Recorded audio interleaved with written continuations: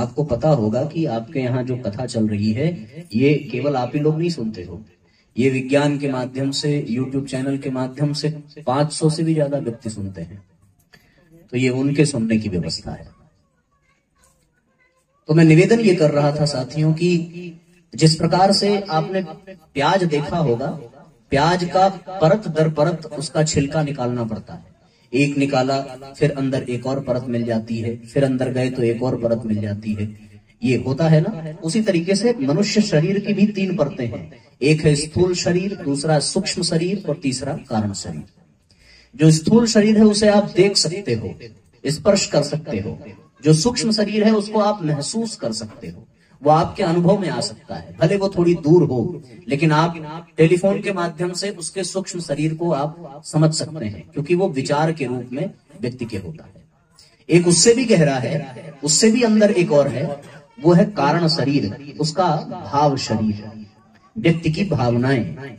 और स्थूल शरीर का जो केंद्र है वो आपका पूरा सामने दिखता है। सूक्ष्म शरीर का जो केंद्र है वो हमारे मस्तिष्क में होता है विचारों के रूप में, और भाव शरीर का जो केंद्र है वो हमारे हृदय में होता है भावना के रूप में। ये मनुष्य शरीर की आध्यात्मिक संरचना जिसका मैं आपके समक्ष वर्णन कर रहा हूं। तो मनुष्य के 3 माध्यम हैं समझने के और समझाने के। पहला तो एक शरीर है अपना ये स्थूल शरीर। यदि वो कोई गलती करे आप डंडे से पीट दो, सही हो जाएगा। स्थूल शरीर को प्रताड़ित करने का एक। दूसरा कि एक है विचार शरीर। यदि वो कोई गलती करे तो विचार शरीर को प्रभावित करने के लिए उसके मन के विपरीत करना, ये विचार शरीर को प्रभावित करना है। और एक तीसरा है भाव शरीर, जो किसी की भावना को ठेस पहुंचाना, वो मनुष्य का कारण शरीर होता है। जीवन में जब किसी के बदलाव लाना हो तो फिर केवल स्थूल शरीर के ऊपर प्रभाव डालने से बदलाव नहीं आता। यदि आप किसी को मार करके बदलना चाहो, यदि आप किसी को दंडित करके बदलना चाहें तो वो बदल नहीं सकता, कोई संभावना नहीं है बदलने की। आपने देखा होगा जो व्यक्ति गलती करता है और उसके परिवार वाले उसको मारते हैं, पीटते हैं, तो वो मार खा खा करके और भी ज्यादा ढीठ हो जाता है सुधरने की बजाय। तो किसी को बदलना हो तो केवल स्थूल शरीर पर काम किया जाए तो वो कभी बदल नहीं सकता। और इससे भी ज्यादा काम करने की आवश्यकता है उसके विचारों पर, उसके विचारों को बदलने की आवश्यकता है। कल हमने एक चोर का उदाहरण दिया। आप किसी चोर को पकड़ करके पीटिए तो वो चोरी करना बंद नहीं करेगा, लेकिन यदि उसके सामने चोरी करने के लाभ और हानि को आपने बताया और उसके विचारों को आपने बदला तो बदलने की संभावना थोड़ी सी बढ़ जाती है। उदाहरण दिया था कल गोस्वामी तुलसीदास जी का और ब्रह्मर्षि वाल्मीकि का, कि उनके विचारों को नारद जी ने बदला। तुलसीदास जी के विचारों को उनकी पत्नी ने बदला कि अस्थि चर्म में देह मम तामे ऐसी प्रीति, होती जो श्री राम में तो होत न तब भवभीति। एक विचार दिया कि जो प्यार आपका इस चमड़े से है, इस शरीर से है, इस देह से है, यदि यही प्यार, यही समर्पण राम के प्रति हो जाए तो आपका कल्याण हो जाए। एक विचार दिया था। तो फिर वहां परिवर्तन होने की संभावना जाग गई थी। लेकिन कभी कभी व्यक्ति इतना बिगड़ैल होता है, इतना बिगड़ैल होता है कि विचारों को भी प्रभावित करने से वो 2, 4, 10 मिनट या 10 घंटे के लिए तो ठीक रहेगा, लेकिन वो जैसे ही उस विचार का प्रभाव खत्म हुआ वैसे ही वो फिर उस गलत कार्य में निमग्न हो जाएगा। तो फिर उसको पूरी तरह से बदलने के लिए न केवल स्थूल शरीर को प्रताड़ित करने से वो बदलेगा, न केवल विचार शरीर को प्रभावित करने से वो बदलेगा, बल्कि उसकी भावना को भी परिष्कृत करने से वो बदल जाता है। ध्यान से समझने का प्रयास करिएगा। किसी के भीतर यदि परिवर्तन लाना हो, और परिवर्तन के लिए तो हम सब बैठे हैं, हम सब अपने जीवन में परिवर्तन चाहते हैं, इसमें कोई दो राय नहीं है। आज देखिए हर क्षेत्र में परिवर्तन की मांग है। कहीं भ्रष्टाचार है तो वहां भी परिवर्तन व्यक्ति चाहता है, कहीं आतंकवाद है तो वहां भी परिवर्तन चाहता है, कहीं मांस भक्षण लोग अधिक कर रहे हैं तो वहां परिवर्तन चाहता है, कहीं मद्यपान हो रहा है तो वहां परिवर्तन व्यक्ति चाहता है, कहीं पर दहेज प्रथा है तो वहां परिवर्तन चाहता है, कहीं पर लूट खसोट है तो वहां परिवर्तन चाहता है, कहीं कोई असुविधा है तो वहां परिवर्तन चाहता है, सड़कें बिगड़ी हैं तो परिवर्तन चाहिए, यातायात की व्यवस्था नहीं है तो परिवर्तन चाहिए, सूचना प्रसारण की व्यवस्था नहीं है तो परिवर्तन चाहिए। हर क्षेत्र में व्यक्ति को परिवर्तन की आवश्यकता है।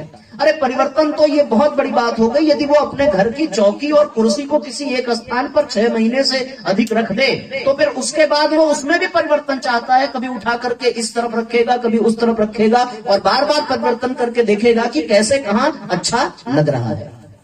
करता है परिवर्तन। मनुष्य के जीवन का ये स्वभाव है कि उसे हमेशा कुछ नया चाहिए, कुछ नया चाहिए। घर बहुत पुराना हो जाए तो परिवर्तन चाहिए, उसमें कुछ तोड़ फोड़ होती है, कुछ नया निर्माण होता है, उसकी डेंटिंग पेंटिंग होती है, उसको साज सजाया जाता है, कुछ परिवर्तन चाहिए। और ये परिवर्तन व्यक्ति ना भी करे तो भी समय समय पर समाज की ऐसी व्यवस्था है कि उसको वो परिवर्तन मिलता है। अभी कुछ दिन बाद जब आप देखेंगे तो एक नया परिवर्तन आएगा होलिका दहन और होली के रूप में, उससे आप उबरे नहीं कि नवरात्रि के रूप में एक नया परिवर्तन आएगा। जैसे ही नवरात्रि बीती फिर शादी और विवाह का वातावरण बन जाता है, उसमें भी एक नया परिवर्तन आता है। और जैसे ही वो सब बीता, गर्मी की छुट्टियां प्रारंभ हुई और फिर सावन का महीना आ जाता है, उसमें परिवर्तन हमेशा हो रहा है। हर व्यक्ति परिवर्तन के तरफ दौड़ रहा है क्योंकि प्रकृति का नियम है परिवर्तन। परिवर्तन प्रकृति का नियम है, वो होता रहता है। आप चाहो तो भी, ना चाहो तो भी, उसे कोई रोक नहीं सकता। परिवर्तन होता रहता है चारों तरफ। आपने देखा होगा कि कोई एक छोटा सा गड्ढा है, यदि आप उसको यूं ही छोड़ दो बिना कुछ किए तो प्रकृति उस गड्ढे को धीरे धीरे साल 2 साल में पाट देती है, परिवर्तन हो जाता है। और ये प्रकृति की परंपरा ऐसी है कि जहां गड्ढा है वहां पर समतल हो जाता है और जहां समतल है वहां पर खाई हो जाती है। ये परिवर्तन चलता रहता है क्योंकि परिवर्तन प्रकृति का नियम है। और इस परिवर्तन के लिए कुछ तो परिवर्तन ऐसे हैं जो अपने आप होते हैं। अच्छा, अपने आप होने वाला जो परिवर्तन है उसमें उत्थान की संभावना कम होती है, उसमें उत्थान की संभावना कम होती है। अपने आप होने वाले परिवर्तन में उसमें पतन की संभावना अधिक होती है। आप देखिए, यदि किसी ग्लास को आप जल भर करके रख दें और उसको यूं ही छोड़ दीजिए तो परिवर्तन उसमें होगा, लेकिन इस तरह से नहीं होगा कि वो जल गंगा जल बन जाए, बल्कि उसमें परिवर्तन ऐसे होता है कि वो जल पीने के लायक नहीं रह जाता। जल तो है पर अब वो प्रदूषित जल है, उसकी पवित्रता नष्ट हो जाती है। उसी तरीके से किसी कमरे को आप वर्षों तक बंद करके रखिए, उसके भीतर वाली जो वायु है वो भी परिवर्तित तो होती है पर वो वायु पवित्र होने की बजाय प्रदूषित हो जाती है, उसमें परिवर्तन तो हुआ। तो अपने आप जो परिवर्तन होता है उस परिवर्तन में उत्थान की संभावना बहुत कम रहती है, केवल और केवल पतन की संभावना अधिक रहती है। आपको भगवान ने ये जो शरीर दिया है ये पल पल बदल रहा है, हर क्षण बदल रहा है। ये इतना धीरे परिवर्तन है कि हमको महसूस नहीं होता, पर जो शरीर बचपन में पाया था वो जवानी में कुछ और हुआ और बुढ़ापे में कुछ और हुआ, और जब व्यक्ति के प्राण छूटते हैं तो उसका शरीर कुछ और होता है। परिवर्तन हुआ पर वो अपने से हुआ, इसलिए उसमें उत्थान की संभावना नहीं थी, केवल और केवल पतन की संभावना थी। क्योंकि ये सृष्टि जो है इसका जो परिवर्तन है ये ऐसा ही है कि एक तरफ ये मृत्यु की तरफ, एक तरफ ये अंत की तरफ, एक तरफ ये प्रलय की तरफ बढ़ रही है और दूसरी तरफ नई सृष्टि का निर्माण भी हो रहा है। आप वृक्षों में भी परिवर्तन देख सकते हो, वो वृक्ष भी उसके भीतर होने वाला परिवर्तन भी अंत की ओर ले जाता है, उसमें उत्थान नहीं है, केवल और केवल पतन है, केवल और केवल पतन है।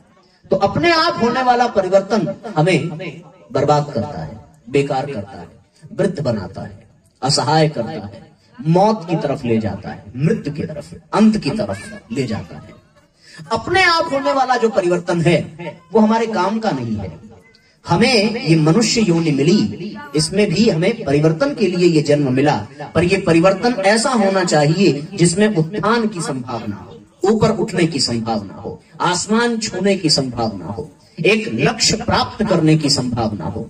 इसलिए मनुष्य योनि में परिवर्तन के लिए प्रयास करना पड़ता है। यदि आपने नहीं किया तो होगा तो, पर वो नीचे की ओर गिरता जाएगा, गिरता जाएगा और बिगड़ता जाएगा। आपने देखा होगा कि जो नदी की धारा में जल बह रहा है, स्नान करने नदियों में गए ही होंगे, तो नदी की धारा में जो जल बह रहा है वो जल भी परिवर्तनशील है। आपने एक डुबकी लगाई तो डुबकी लगाते समय जो जल आपने स्पर्श किया वो अब आगे बढ़ जाता है, उसके स्थान पर एक नया जल का कुछ तत्व आ जाता है, उसमें भी परिवर्तन होता है। ये जो दीपक आप जला करके रखते हैं, इस दीपक में भी परिवर्तन हो रहा है। जिस लौ को आपने जलाया वो लौ बदल रही है, जैसे जैसे तेल की बूंदों को वो सोख रही है, जैसे जैसे बाती को वो जला रही है, वैसे वैसे उसमें परिवर्तन हो रहा है।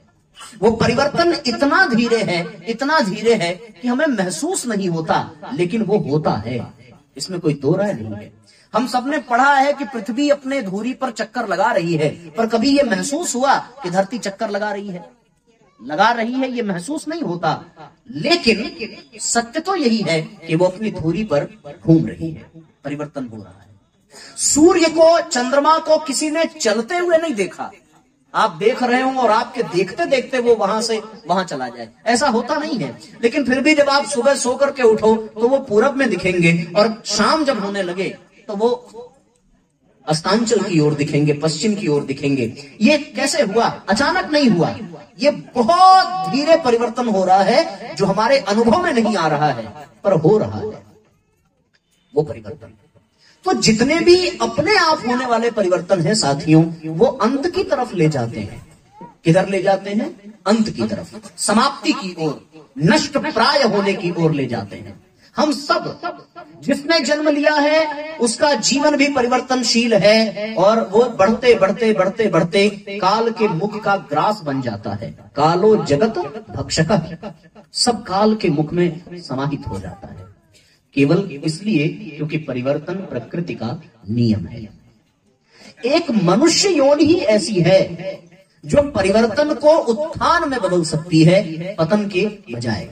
पतन की बनस्पत, वो मनुष्य परिवर्तन को उत्थान में बदल सकता है, केवल और केवल मनुष्य ही ऐसा कर सकता है। देवताओं के भी बस की बात नहीं है। आपने देखा होगा कि किसी भी देवता को एक निश्चित काल के लिए स्वर्ग मिलता है, और जैसे ही उसका पुण्य खत्म हुआ वो स्वर्ग से बाहर कर दिया जाता है, अपने आप उसको निष्कासित कर दिया जाता है। जब तक पुण्य है तब तक तो वो स्वर्ग में है, और पुण्य क्षीण हुआ तो फिर वो स्वर्ग से हटा दिया जाता है। महाराज नहुस की कथा आप लोगों ने सुनी होगी कि जब तक पुण्य था तब तक वो स्वर्ग के राजा बने, पुण्य क्षीण हुआ, स्वर्ग से उनको हटा दिया गया। परिवर्तन हो रहा है, पर केवल और केवल पतन की ओर।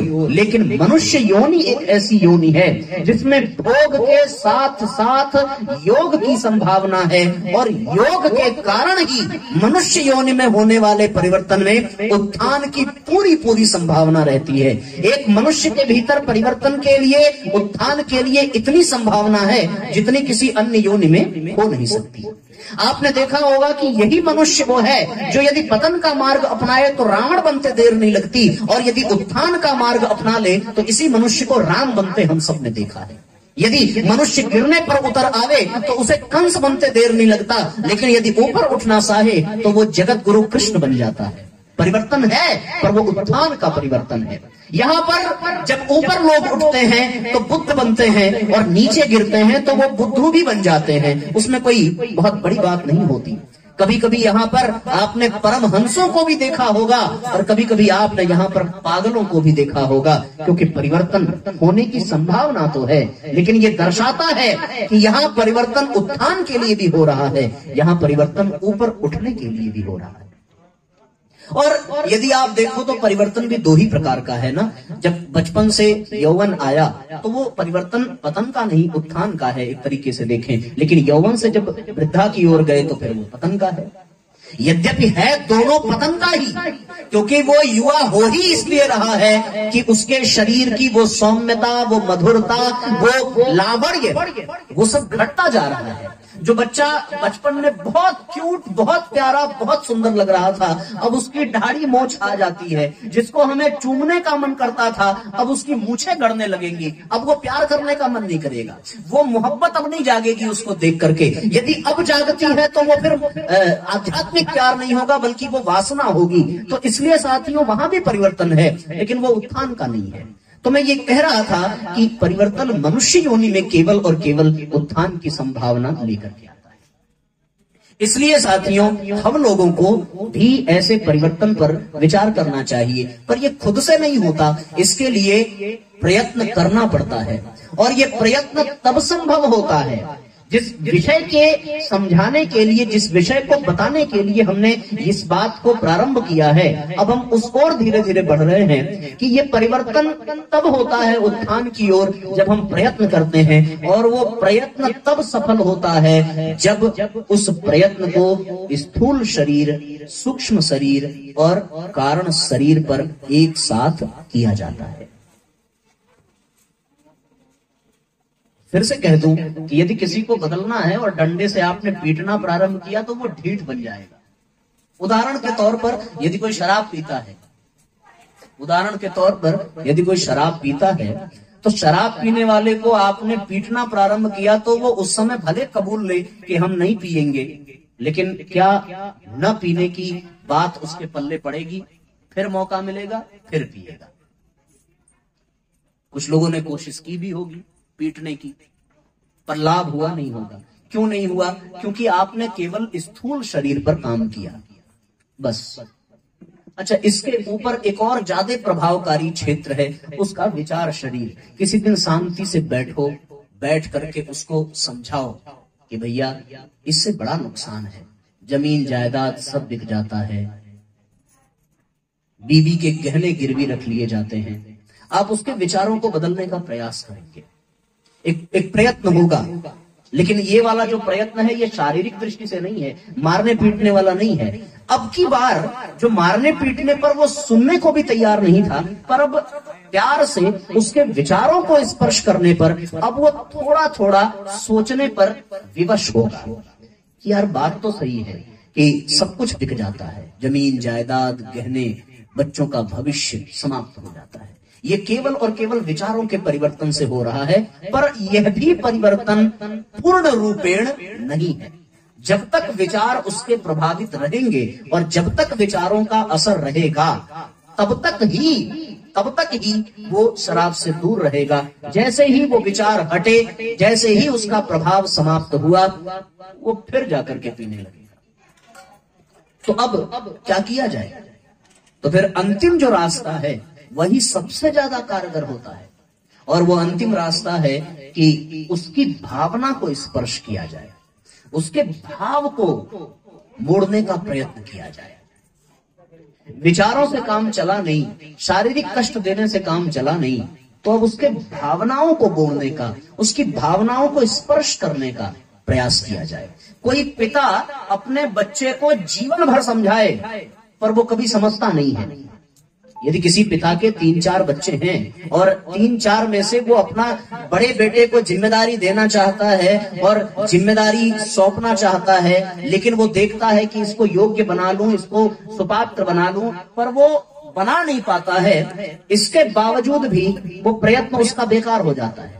क्यों होता है? क्योंकि वो केवल विचार परिवर्तन के माध्यम से समझाना चाहता है। लेकिन आप जरा कल्पना ये करो कि अब वो पिता बिल्कुल मरने की कगार पर है, बिल्कुल मृत्यु की सैया पर वो पिता लेटा हुआ है, और अंत समय में उसका बड़ा बेटा उसके पास बैठा हुआ। अंत समय में वो पिता मृत्यु की सैया पर है, उसका बड़ा बेटा अंत समय में उसके समीप बैठा हुआ है, विलाप कर रहा है कि अब हमारे पिताजी हमें छोड़ करके चले जाएंगे। वो विवश है, रोक नहीं सकता। फिर अब वो पिता मरते मरते कुछ ऐसी बातें अपने उस बड़े बेटे को बताता है, और उस समय उसके द्वारा कही गई बात उस बेटे के लिए मंत्र बन जाती है।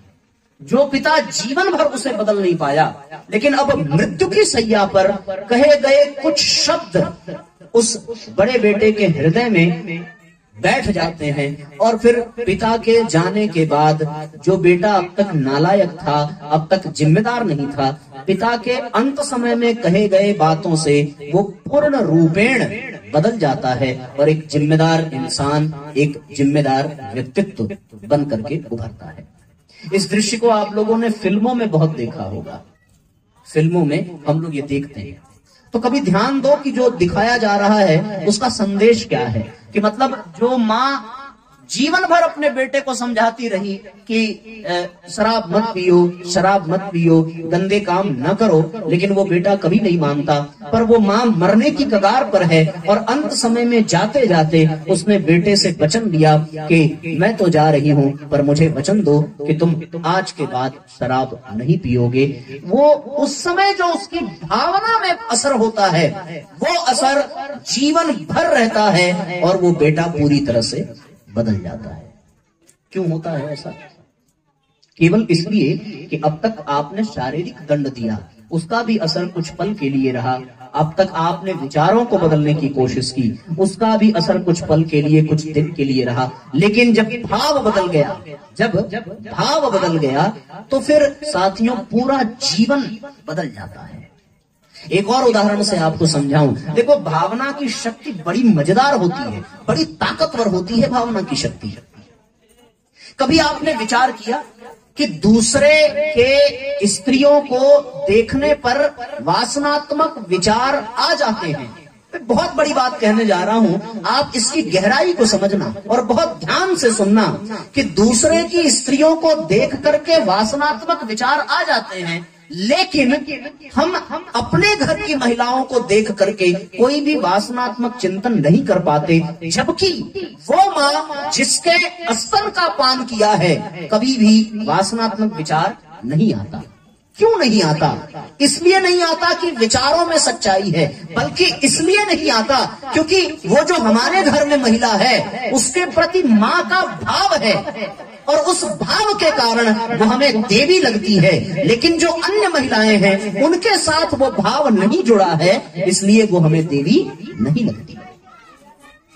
देखा जाए तो फिर हम अपनी बहनों के साथ खेलते हुए कूदते हुए बड़े होते हैं और फिर उस बहन के प्रति कभी गंदे विचार नहीं आते, क्योंकि उसके साथ एक भाव जुड़ा है कि वो मेरी बहन है। लेकिन ये भाव दूसरे की बहनों के साथ इसलिए नहीं आता क्योंकि वहां पर भावनात्मक जुड़ाव नहीं है।